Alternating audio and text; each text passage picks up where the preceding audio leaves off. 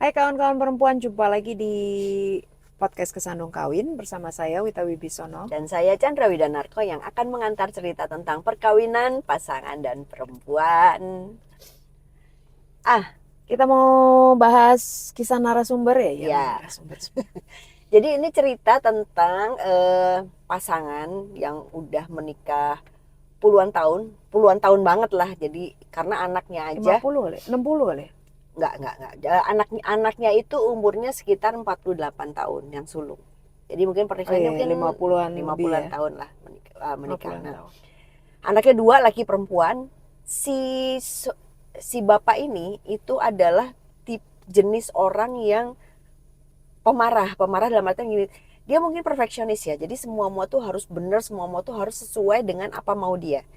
Jadi istri dan anak-anaknya itu cenderung nggak berani sama dia, Melawan. nggak berani lah, pokoknya kalau dia udah punya mau itu berarti harus dilakukan. Dan itu terjadi terus bertahun-tahun, dan anak-anaknya berhasil. Anak-anaknya terus ada yang satu akhirnya bekerja di luar negeri, yang satu lagi dia punya usaha sendiri yang diongkosin sama bapaknya juga. Jadi bahwa kamu harus punya bisnis, maka ini saya ongkosin, jadi kamu jalankan bisnis ini. Pokoknya semuanya tuh plannya bapaknya yang tentukan gitu. Si istrinya itu tipe orang yang nggak, Penurut. sangat penurut, khas perempuan Jawa yang apa kata suami ya gue ikutin, tapi sebetulnya dia sangat tertekan. Karena dia sangat tertekan dan Mendem jero. dia sangat sangat tertekan, tapi dia juga tidak bisa membela dirinya, dan juga apalagi membela anak-anaknya. Jadi akhirnya tuh keluarga mencar. Jadi sendiri-sendiri lah. Maksudnya mencar? Jadi anaknya Tinggalnya? jadi anaknya 2 itu udah punya tempat tinggal sendiri. Oh, karena udah nikah. Yang satu udah nikah, yang satu enggak tidak menikah. Yang cowok udah menikah, yang cewek tidak menikah. Terus yang mereka berdua tinggal di sebuah rumah yang eh agak chaos lah. Jadi karena nggak ada yang urus, karena si bapak ini tidak suka ada orang lain di rumah itu. Jadi nggak suka ada yang bantuin apa segala macam, nggak suka gitu. Sementara istrinya juga kan sudah nggak seberapa kuat juga Iyalah, udah untuk umur ngurus kan. rumah segede gitu. Sehingga pada saat dia sakit, dia tuh sempat jatuh sakit, masuk rumah sakit dan lain-lain. Itu semua itu bingung mood. Kebayang gak sih, modenya mode bingung semua, karena nggak ada, semuanya tuh kan terbiasa bapaknya yang ngasih instruksi, yang ngasih perintah, harus ini, harus ini, harus ini. Jadi anak-anaknya, hah? Terus Gue gimana mesti gitu? Gue ngapain? mesti ngapain gitu? Sehingga Itu usianya udah 70 tahunan lebih kan? ya 70 tahunan, 70 udah di atas 76 kalau nggak salah. Oh, udah sepuh. Udah. Cuma masih aktif orangnya, masih gitulah. Nah, yang menjadi cerita adalah betapa betapa perlakuan yang diterima dari kecil itu segitu memekasnya, sampai si anak-anaknya termasuk istrinya sampai nggak tahu lagi nggak tahu harus ngapain, dan bahkan merasa tidak tidak sepenuhnya bertanggung jawab atas itu. Nggak ada rasa nggak ada rasa bahwa aduh bapak gue gini berarti gue harus gitu. Enggak, dia tuh kecenderungannya adalah cabut, Si anak-anaknya. anak-anaknya kabur. Jadi Nggak ada bonding ya? nggak ada Nggak ada bondingnya tuh karena bapaknya sering marah-marah itu. iya, dari kecil tuh kan Gue juga bentakan. suka ngomel. Bentakan jadi segini, anaknya tuh apapun yang dilakukan anaknya nggak ada yang benar. Terus apapun yang dilakukan anaknya harus atas approval dia Kalau dia. gitu. Jadi nggak pada mandiri. Ya pada akhirnya jadi begitu berhasil keluar dari rumah, mereka kalau bisa nggak usah balik lagi gitu. Aduh, kasihan amat. Iya. Oh, jadi bukan karena mereka nggak bisa ngapa-ngapain terus mereka nggak mandiri, tapi justru mereka lebih survive ketika mereka di luar. Iya, jadi mereka justru lebih bahagia Aduh. ketika jauh dari bapaknya. Dan gue nggak tahu deh apakah mereka punya hubungan emosional yang cukup gede sama ibunya, karena sepengamatan gue itu si ibunya juga nggak punya say gitu untuk anak-anaknya gitu, jadi nggak bisa ngebelain juga. Lo kebayang nggak sih, lo jadi anak, lo dijajah lah kira-kira ya, Nggak ada yang belain. tapi nggak ada yang, tapi emak lo nggak belain lo. Iya, dia nggak ada tempat pulang, tanda Mm-mm. kutip gitu ya, anak-anak itu ya. Nah, terus yang kocaknya lagi tuh kakak adik itu jarang sekali, hampir nggak pernah ngobrol dari hati ke hati. Dua-duanya itu pendiam. Jadi jadi ibunya pendiam, itu kakak beradik itu pendiam, dan rasa gue tuh bukan pendiam sebetulnya, tapi emang Iya, takut salah gitu kalau ngomong gitu. tertekan nggak sih? Mungkin kayaknya tertekan, dan dengan bapak yang sangat dominan gitu. Jadi sekarang ini si bapaknya sedang dalam kondisi sakit, tapi keluarganya nggak tahu gimana cara yang ngurus. Iparnya akhirnya yang ngurus, jadi menantunya yang ngurus gitu. Cuman kan menantunya nggak di sini, beda kota gitu, kan ya nggak bisa terus menerus juga ada di situ gitu.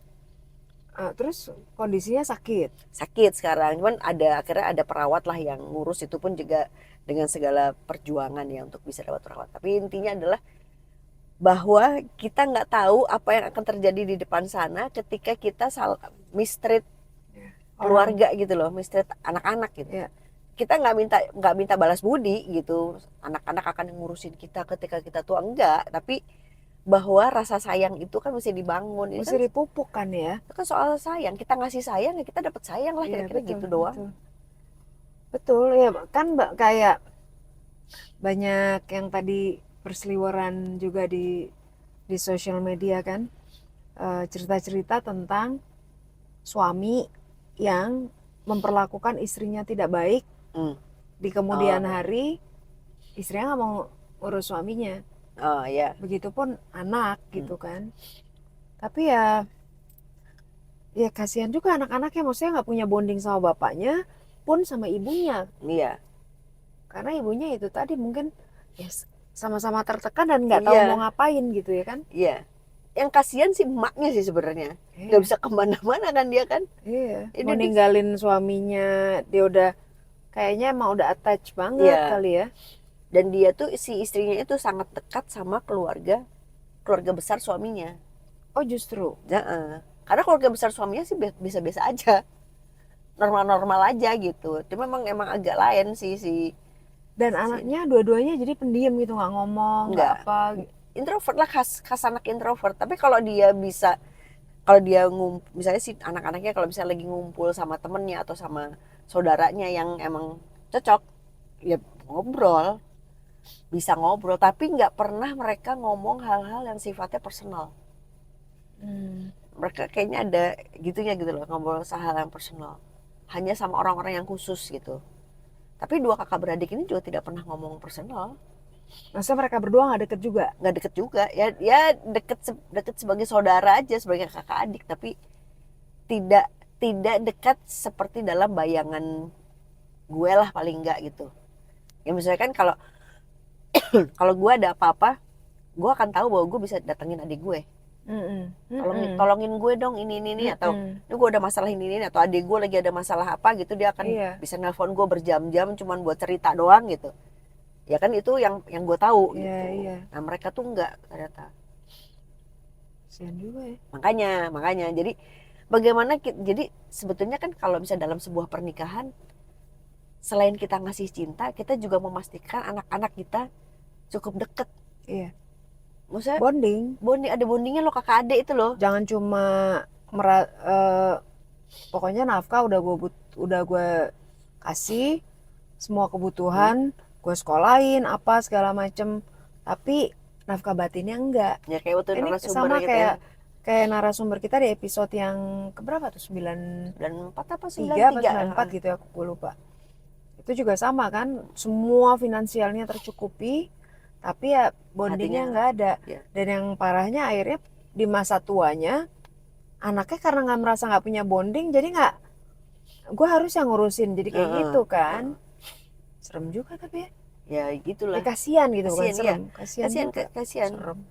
Ya maksudnya kayak ya pada akhirnya memang kita akan sendiri gitu. Tapi Tapi kan bahwa yang namanya rasa sayang itu kan emang diajarin gitu, dikasih. Kayak gue sering juga dengar cerita tuh yang kakak beradik rebutan warisan. Iya Ya aneh, kenapa sih harus pakai aneh sih. berantem gitu loh? Iya menurut gue ada juga yang anak su ibunya Oh iya, ya kan iya, karena warisan iya, dan lain-lain iya. itu ntar kapan-kapan kita bahas soal warisan deh. Oh iya, iya, iya. Soal itu gitu maksudnya Heeh. soal Ya, ya bahwa penting. peninggalan peninggalan. Wah, penting banget nih sih bangun sibling itu bahwa ya sibling rivalry kan ada dari pas kecil. Mm-mm. Tapi begitu kayaknya tuh bang mesti oh gue juga punya cerita sih soal itu. Gue juga punya sibling rivalry dulu tuh kecil. Tapi gimana emak gue ngetritnya itu, jadi akhirnya kami hubungannya nggak jadi nggak apa-apa. Sementara di tempat lain itu dibiarkan. Ketika dibiarkan Mm-mm. jadi bener itu. Iya sampai tua Betua, betua. tuh ya udah gitu. Jadi gimana itu airnya? Ya, Nggak ya ada solusi apa gitu yang membuat supaya anaknya bisa lebih. akhirnya sih ini akhirnya memang memang si menantunya yang banyak ngurusin, dan akhirnya memang anaknya juga ngurusin, tapi eh, Mereka setelah nggak tahu how to-nya. ya setelah proses panjang lah. Terus juga ada turut serta dari keluarganya yang lain gitu yang membantu untuk kayak memediasi supaya ini keurus lah nih si bapak ini Bapaknya. gitu. Jadi anak-anaknya bukan yang nggak mau, tapi mungkin yang namanya kalau luka kan Iya. mereka jadi kayak orang awkward aja gitu. Iya. Jadi kayak nggak, ya, jadi kayak formal ya, formality doang gitu. Iya, iya, Ya karena gue anaknya, udah jadi kayak gitu iya, aja iya. ya. Ya udah deh. Mudah-mudahan kita semua, kawan perempuan juga yang nonton podcast ini, bisa terus memupuk cinta bersama keluarga supaya di masa depan nanti semakin lengket lagi, semakin bonding lagi. Orang yang penuh cinta akan ngasih cinta ke sekitarnya. Mari bahagia. Kawin pasangan semua akan lucu pada waktunya. Bye-bye. Bye-bye.